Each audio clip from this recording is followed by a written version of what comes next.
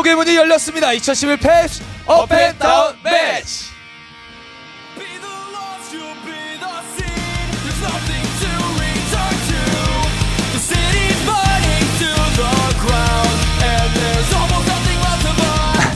Alright. Gotta love that, man. The up and down matches. Up.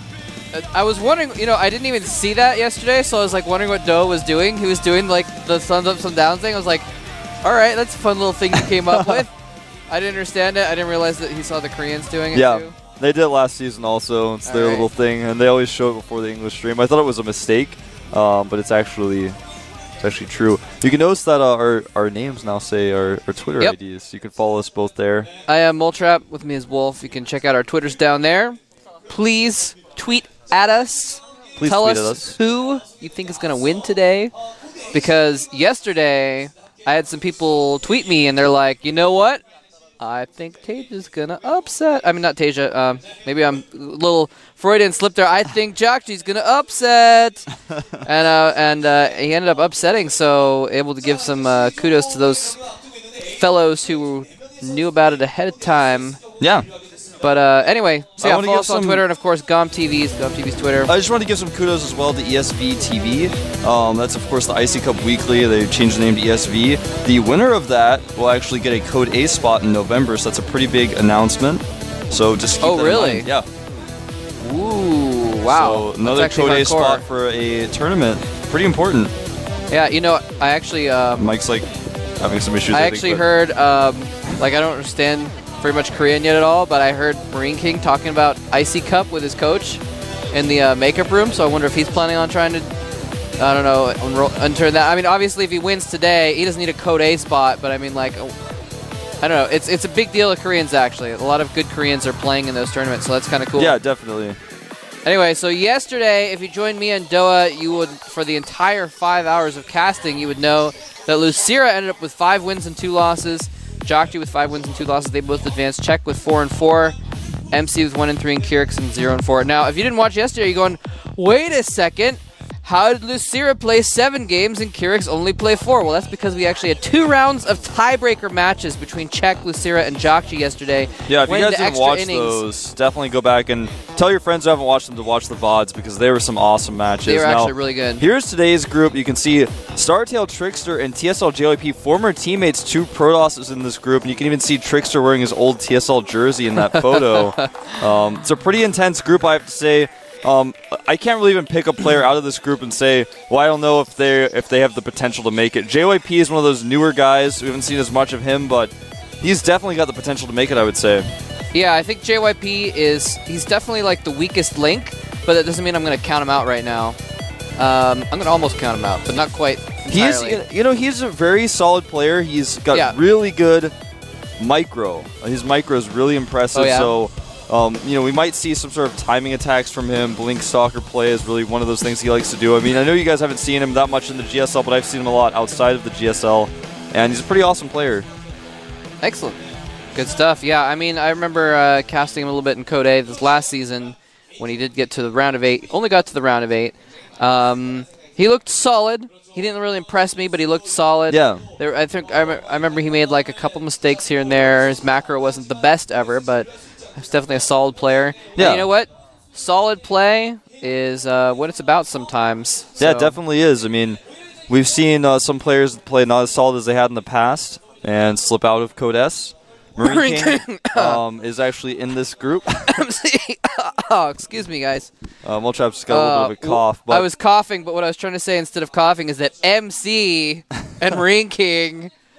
played kind of bad and fell down from Code S. Yeah, we even saw in the past, it was possible MVP fell into Code A. Everyone has that shaky moment in the up and down matches. And, this is Marine King's chance to jump back into Code S, and I think he can do it. If he plays solid today, if he doesn't choke, he should be able to get his spot back. I think he deserves it. Yeah. Despite the fact that he's been doing not as well recently, I think he definitely still deserves a spot. Well, I mean, here's the thing. Even if he doesn't choke, he still has to actually play better than this guy right here, Violet, who is also coming down from Code S. Yeah, now there's very strong player. There's been some controversy about Violet being on MVP or not, and I don't really know the whole story behind that, but I was actually going to ask you if you knew anything about it, but I noticed Violet wasn't wearing his MVP shirt. He was wearing just a GOM shirt, so I don't know what that means.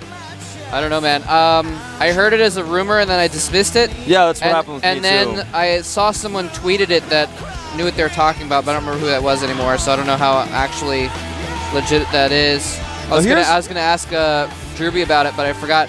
Drewby's, by the way, for you guys foreign fans, Drewby's actually staying at the GOM house now. He's here in Korea. If you didn't catch him at the Code A qualifiers, Cole Drewby, which is his ID and also his Twitter, actually. Come to think of it. Anyway, but here is TricKsteR. Yeah. Well, we saw missed TricKsteR TricKsteR. for We a didn't talk second. about TricKsteR that I'm much. sorry. We talked about Marine King already, so I'll go back and talk about TricKsteR just a little bit. You know, TricKsteR's one of those players who's always been around. He's one of the most consistent Prodosses.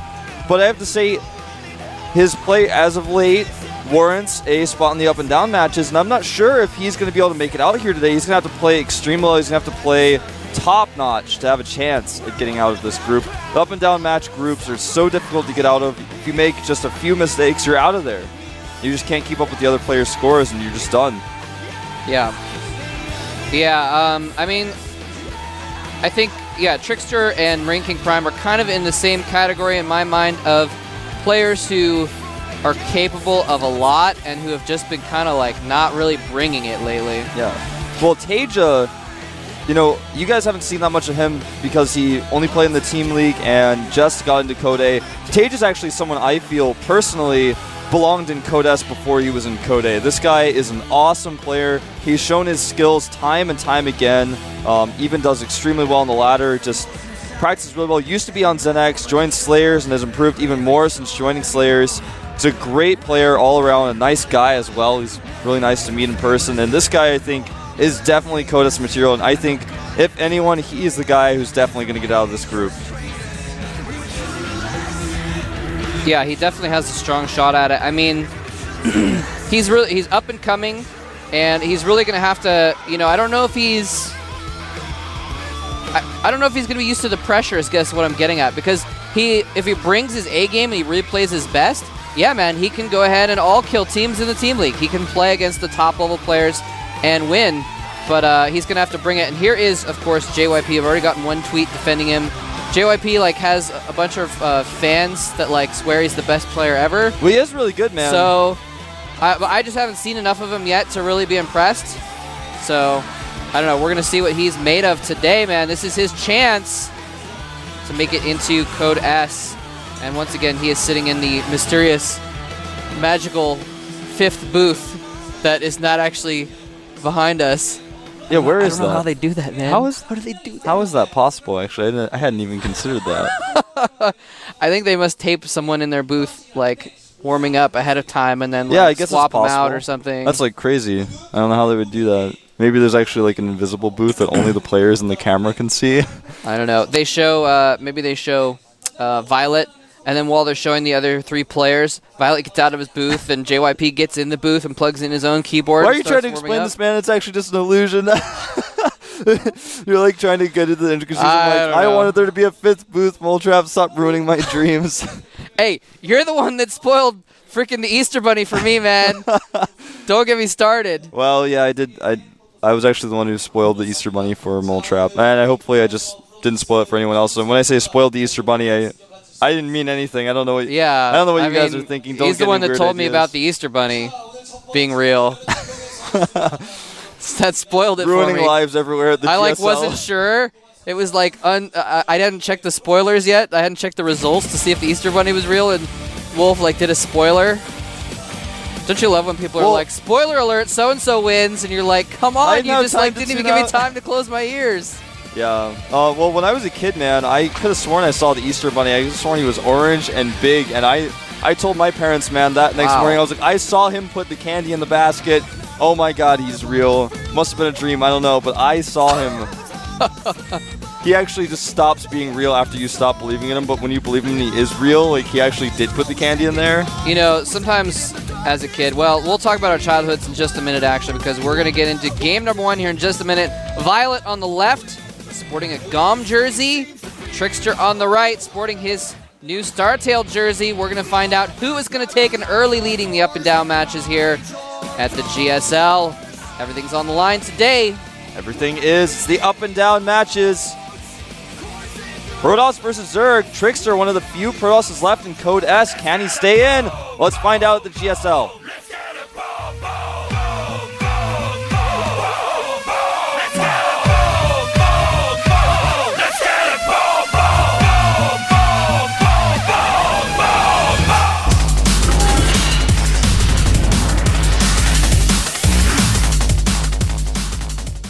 All right, here is our Code S Zerg player.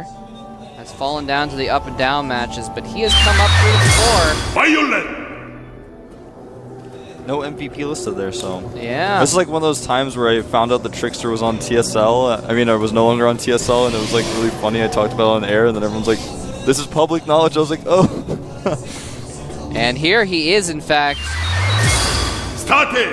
TricKsteR! Yep. All right, I'm going to make this joke one more time. Just one more time. Go for it. I figured out what that song was about. Which song? The song, the little intro song. Oh, okay. Yeah, so what they did is they found out that there were some things in their garden getting their vegetables, and they said, let's get a mole. So they brought you along. They wanted to trap a mole.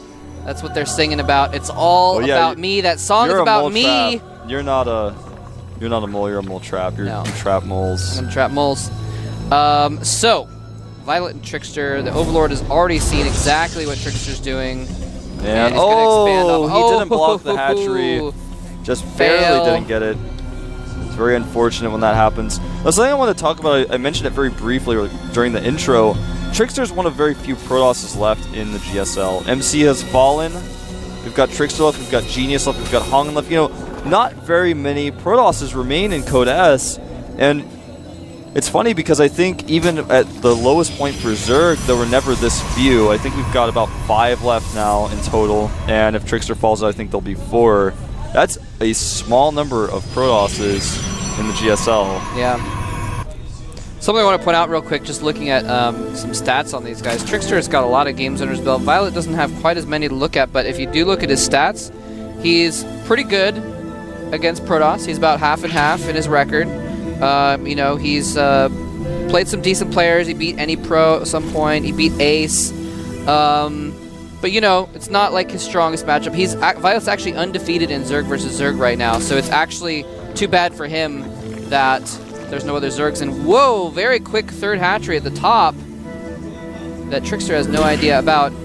Anyway, what I was going to get at real quick is just thinking about Violet. This is actually a crucial game for Violet, because if he loses this, there's 2 Terrans in this group, and he is 1-7 versus Terrans. He's actually horrible at ZVT. So if he doesn't get this win, it's going to be really difficult for him to make it out of the groups. That's very true. That's a very good point. This is a really important match for him. Taking that fast third, I think, is pretty risky given the situation. I mean, you never know if your opponent's going to do a fast timing attack. You might not have enough units to hold. And basically what I see when I see that fast third is that he is completely prepared. He's been training a lot. He's practiced this build specifically. Yeah. He knows the timings for how many drones he can make, because he may do something like we've seen players like July Zerg do, where you make 3 hatcheries, get that fast third up, and then you just crank out a ton of roaches and just be extremely aggressive as you slowly take the rest of the map. It's a pretty good strategy for Metalopolis. Yep. We may end up seeing that very fast +1 weapons coming out for TricKsteR.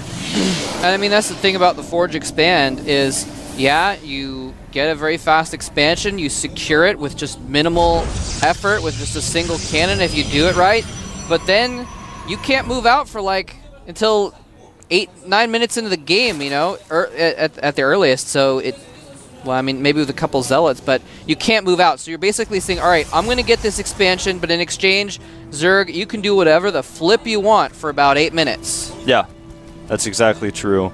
And speaking of doing whatever he wants, Violet is droning up heavily. He's already caught up in worker count, 34 drones to 35 probes, and is continuing to make more, actually starting Zergling production now, 10 Zerglings on the way, as well as a Roach War. And these Zealots are going to run in here, try to do a little bit of harassment. This Queen should be able to get away, especially with the second Queen there. On creep, Queens kind of fight Zealots. It's especially with these Zerglings here. He should be completely fine. May lose a Zergling here too. And in fact, actually not going to lose any Zerglings. Nice Warcraft 3 micro showing through there. Now, that Overlord gets taken out. Did see the gates. So that's pretty big for Violet. And meanwhile, TricKsteR is hiding a pylon at the natural of the top base. But it looks like these Zerglings are going to scout it from Violet. Ooh, get a shot of it in a second. There's the pylon. The Zerglings haven't seen it yet. They may end up seeing it on their way back. We're going to see pretty soon. Overlord trying to get in to scout. Actually, it may have just been around behind to scout the expansion. He's going to survive for a little bit longer, but is he going to dive in and try and scout some tech? No. It's kind of interesting. We do have the old school Warcraft 3 Pro versus the old school Brood War Pro. Yeah. Formerly known as TricKsteR. Was actually, I think, the captain of Eastro. And here he's going to send in some Zealots into that third base. Nothing there to protect it from Violet. He is making a couple roaches right now, but I don't know if he's going to be able to... He's going to be hard pressed. He's going to be able to stop these Zealots, but it's going to be tough.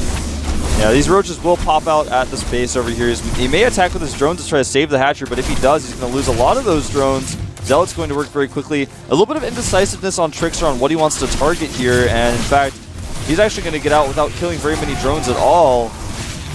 Does kill a roach here, gets a few Zerglings, and a total of 2 drones. Wow, more Zealots coming in though. This time he is targeting down drones. Well, he was at first, but stopped, so he's just going to kill some more Zerglings. Nice positioning, is going to enable him to kill a few more Lings, but yeah, and this is kind of altogether not too successful. This is kind of what I was talking about. If you get the hatchery up with a pretty good timing and you hold it, then suddenly you just have a good economy and a ton of production. You can hold these little pressures really easily while you continue to drone up. Right now the worker count is 52 to 51, so despite having double nexus with the Chrono Boost, he's been able to make units to hold and was able to drone up. He's got better saturation than TricKsteR does right now. The Dark Shrine is going up, Blink is on the way. He's continuing to add sentries, and it looks like he is going to lose this northern position up here at this pylon. Just not enough units to defend. And Violet's looking pretty strong. 14 drones in production as an infestation pit is starting. Ooh, that is actually... That's pretty huge because those 14 drones, he feels secure enough to make those 14 drones. And basically, like, he can make a few more drones, but that means he's going to be at about what he needs to really just start pumping off of 3 bases. 3 DTs being warped in, and you're exactly right. You know what's interesting about this is Violet actually wasn't able to scout Twilight Council tech at all, and yet still was able to make spores at each and every one of his bases to prepare for these DTs. He has a spore at his main, his natural, and his third base. Nice. And he's going to be able to hold this DTs are going in at the expansion, though, while some Zerglings come in to attack. Oh no, is he going to get the spore? The DT at the expansion of Violet is killing the Spore Crawler. There's no Spore Crawler there anymore. I don't know if there's an Overseer. An Overseer is morphing in the main, but he's not going to be able to have that in multiple locations at once. And there's a DT at the third, which could kill the Queen. So he's going to get that doing Queen. Battle there, but no, it's not enough. The DT just takes it out. He's going for the drones, but the Spore Crawler is there, and the roaches are going to save that. Nice save by Violet. DTs actually could have done a little bit more damage if he had just controlled them probably, but I don't think he expected Violet to be out of position as much as he was. Now third base is going up for TricKsteR. He's got a nice little wall off going up there to help hold that. He's going to really need to power up a little bit more. He's adding tons of gateways. It looks like he's gone up to about 8. Needs to really start catching up in supply. He's already down 20. His opponent's got a better worker count. He's getting a 4th base. So TricKsteR is going to have to make some sort of damage happen here pretty soon. Ooh, sneaky DT could really just dive in at the wrong moment. Once Violet attacks, he'll know that the army is out of position. He'll be able to go in and kill drones at that second base. That's going to be big later on if he doesn't realize it. But some infestors are out. Another couple gates over at the side. And here comes the DT doing some harassment. And that's not going to last too long. Gets a few drones, though. Not bad. Yeah, not too bad. Always the threat of the DTs allows TricKsteR to hold his third base very easily, make the units stay at home. Robotic support bay on the way, +2 weapons. He's continuing to make DTs just to control the map. I really like that. Right now for upgrades, Violet's already got 1-1, whereas of course TricKsteR just has +1-1 himself. And you got that Twilight Council a little bit later, started the +2. Yeah, that 1-1 is going to be really helpful for those Zerglings against the Zealots. if they do have to engage. Of course, the roaches are the real zealot killers. And but he has so a lot are of lings, infestors, so man. Infestors are zealot killers. Oh yeah, definitely. Gotta watch out for those guys. Bring the Overseer along as well. Fungal's the observer there. Gonna use 2 fungals on that. Not sure if that's actually warranted, but yeah, it gets for the observer. Now the army is, it's a big mystery. Doesn't know if it's moving out or not. I just made another observer so you could send it out if you wanted to, but yeah, Thermal Lance is on the way now as well. He's gunning his first Colossus at the moment, and that's going to be pretty good against the Ling army that Violet has right now. I mean, he's got some roaches, but he's mostly just running around with a lot of Zerglings and Infestors to support. Yeah, he's going to really rely on these Infestors. He's trying to break up here, but of course there's intense wall off. There's 2 cannons there as well. He's going to have to engage this just right. There's a lot of cannons here. Great force fields by TricKsteR. Infested Terrans being dropped to breach the force fields, but will they do enough damage?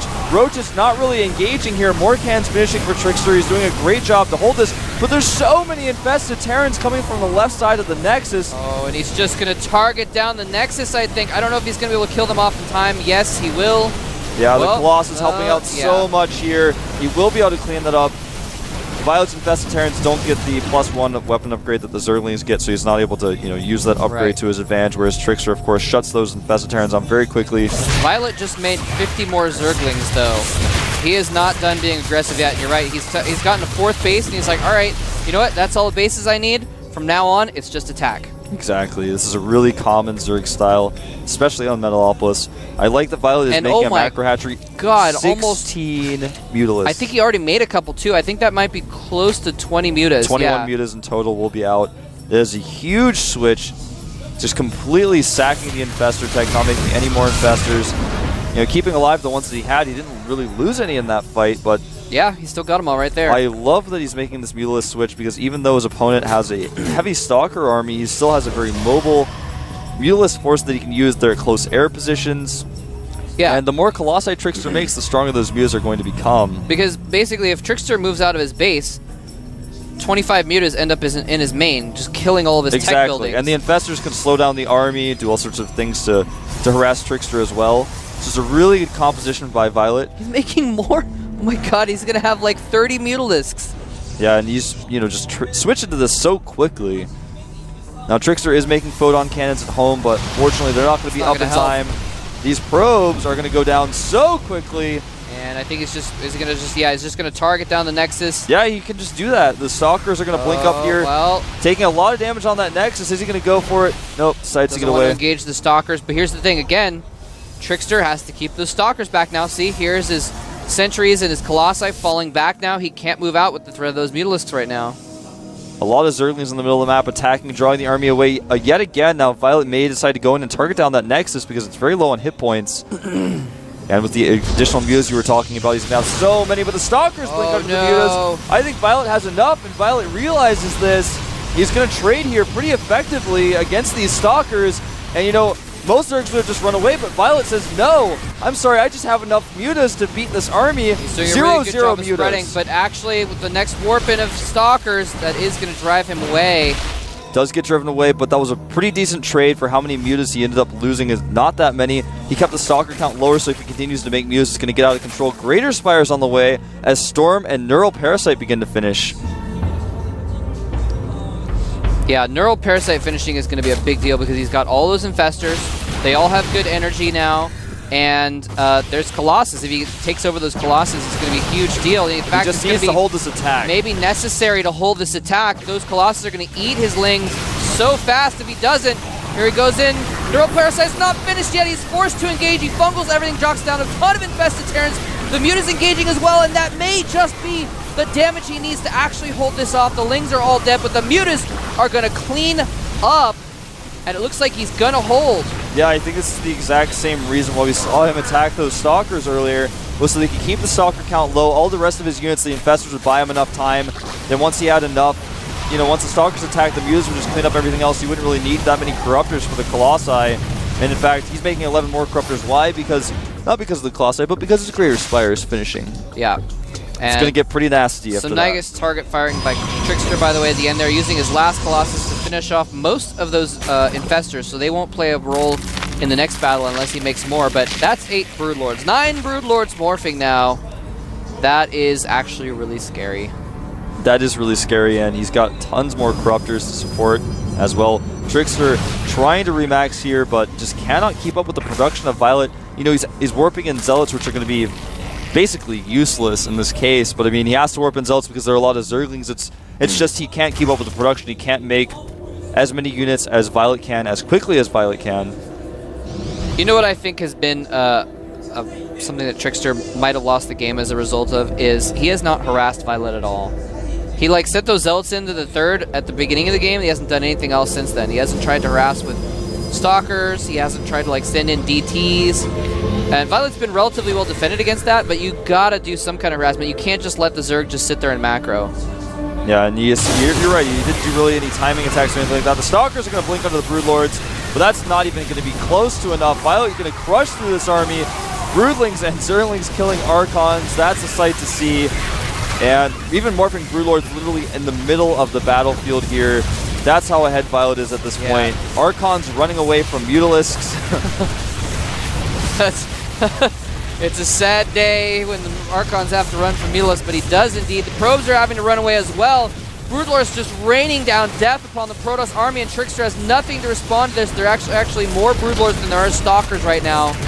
Then when that's the case, you can't just blink underneath them. There are actually so many Broodlords there. That is disgusting. The gold base goes down, and TricKsteR is only barely mining right now. He's going to have a total of 14 Broodlords. The Stalker count is 15. There's an Archon and 2 Immortals lurking around as well. But he's going to start losing these gateways so quickly. And Violet doesn't even have air upgrades. It doesn't matter. It doesn't matter, man. It doesn't make a bit of difference. And, you know, TricKsteR's trying to hold on here. But I can't imagine a world in which he could hold this and then somehow even be able to re-macro. He's lost his gold base. He's almost out of money at his third. He's completely mined out his natural and his main. I can't imagine a world where Immortals are a good choice to go for, but he does go in. Oh, and he neural parasites the Immortals. The Immortals tearing the Stalkers a new one, and GG, TricKsteR has lost the first game. Those Immortals were actually, they were already evil inside. They didn't need neural parasites. They actually were just like, I'm going to come out here so I can help. I can help Violet kill Stalkers. Like, why did he? It was like he was trying to switch over to Immortals, despite the fact that the Roaches had stopped being produced a while before. So I thought that was a little bit of a weird choice by TricKsteR. Yeah, maybe he predicted that there would be more Roaches to... The only thing I can think of is that he said, oh crap, oh crap, oh crap, I need units as fast as possible, and an Immortal will pop out faster than a Colossus. Yeah, that or the fact that he thought that perhaps, you know, Roaches are often used as a reinforcing unit because they're just so beefy. True. And so he might have thought, well, after this attack has kind of failed, he might just crank out Roaches to try to kill me.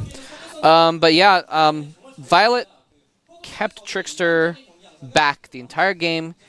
After he got like his 3 bases going, he just kept on that pressure, and TricKsteR was never able to get out and do any kind of harassment, any kind of counter harassment. Like the DTs did like a little damage. Yeah, they killed totally like 5 or 6 drones. Yeah, and totally killed about 11 workers with the Zealots and the DTs combined. Yeah, and that's really easy to replace for the Zerg. And then he didn't then he just stopped. Now I did see that Violet had like a few Roaches and an Overseer at one of his bases, so that was good. He had some Speedlings at every base but as well. But he could have done something. Well, what I would have liked to see would have been more aggression from that very same pylon. Maybe hiding the Zealots a little bit longer, then warping in a few more units and attacking. Sure, it's a little bit more high risk, but there's a lot more reward to that. And when you scout your opponent having a third base that early, you kind of have to put on some pressure like that. If he'd waited for 8 Zealots, he probably could have just targeted the hatchery down. Absolutely. Or something like that. That would have been something to do. But, yeah, man. It turns out he didn't. When he was turtling, I feel like he could have gone out and tried to do something. I don't know. I don't know what he could have done, though, because Violet just controlled that game all the way through. Violet just smacked him down, man. So Violet goes up 1-0. TricKsteR is down to 0-1. And next up is going to be MKP, Ranking Prime, formerly Boxer, known as Foxer because he's the fake boxer. And he's going to be playing against Slayer's Tasia. Yeah, Slayer's Tasia, I think the favorite to definitely get out of this group. He's one of the best players in the world. He struggled a little bit against Ganji and Kode. So, you know, his TV, that was the most recent TVT we've seen of him, but Ganji had really weird and specific builds to crush Teja. Yeah. And as we were discussing about that series, we were like, well, we think that Ganji knew that Teja was better than him, so he did weird timing attacks and all-ins and just beat Teja that way. Anyway, we're going to watch Marine King versus Teja on Belshire Beach. Stay tuned for the up and down match.